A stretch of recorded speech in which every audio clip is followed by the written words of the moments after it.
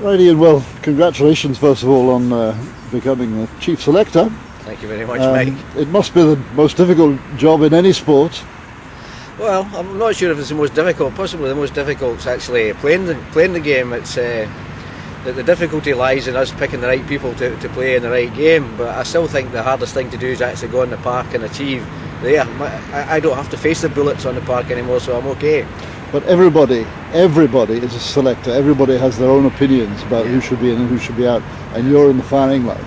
Yes, that's very true. I think you'll notice over the years that many people have an opinion who should play and who shouldn't play, but generally they haven't been the person that's had to make the hard decisions.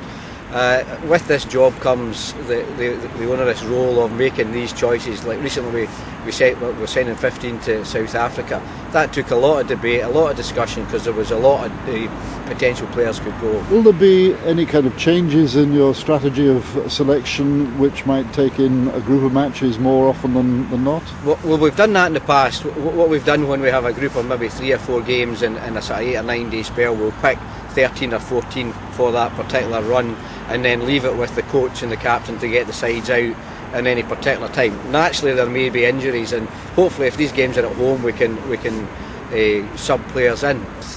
The criteria that we'll use to pick any international player is probably wider than form and class. It'll go over a lot of different things. For example, the preparation that the players have had, how fit they are, their attitude to training and playing, as you say, the form that they're currently in.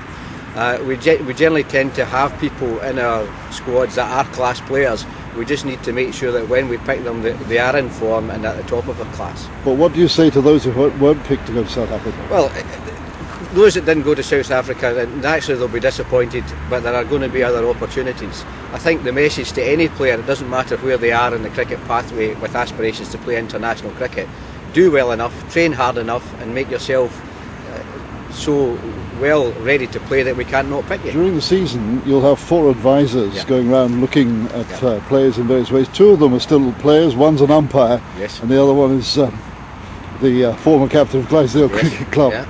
How are they going to work in with your selection policy? Well, the situation we've got is that they're advisors at the moment, and what we've asked them to do, one of the roles we've asked them to do is to wherever they are with their game on a Saturday, is any international player or potential international player, it's their job to watch them, see how they play and build up an understanding of the entire international squad, so that when Peter, Andy and I are on the phone to him saying, look, we're in a quandary here between 1 or 2 people, what is your opinion? So the 4 guys that we've picked will be asked to really have a hands-on knowledge of all the squad, so that when we do come asking, they're able to give us their opinion on where we should be going. Final question, you're not going to South Africa. Are you a good watcher and follower of a game on the internet? Well, absolutely no problem at all. In fact, I'm really disappointed that they banned the phones, because I was never off the phone in previous years when Jim Love and I were helping out. I was on the phone the whole time. But access to the internet, absolutely vital, and obviously when we're on the telly I'll be sitting there glued to keep up to date.